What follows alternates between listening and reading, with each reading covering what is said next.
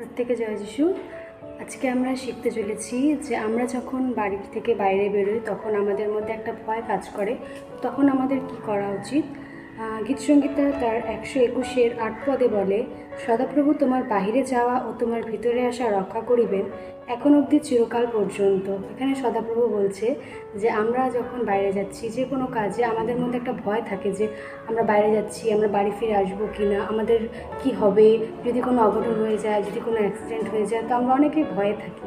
তো আমাদের উচিত যে আমাদের এই বাক্য যেরকম বলছে আমাদের রক্ষাকর্তা হচ্ছেন ঈশ্বর, আমাদের তার উপরে ঈশ্বরের উপরে ভরসা করা উচিত। তিনি বলছেন যে আমাদের বাইরে যাওয়া এবং ভিতরে আসা তিনি রক্ষা করবেন, শুধু এখন নয়, তিনি আমাদেরকে চিরকাল অবধি রক্ষা করে রাখবেন। আসুন আমরা আজকে এই বাক্য অনুসারে সদাপ্রভুর উপরে ভরসা করি যে তিনি আমাদের রক্ষাকর্তা, তিনি আমাদের ঢাল, তিনি আমাদেরকে কোনো রকম সমস্যা হতে দিবেন না, তিনি সবসময় আমাদের পাশে থাকবেন।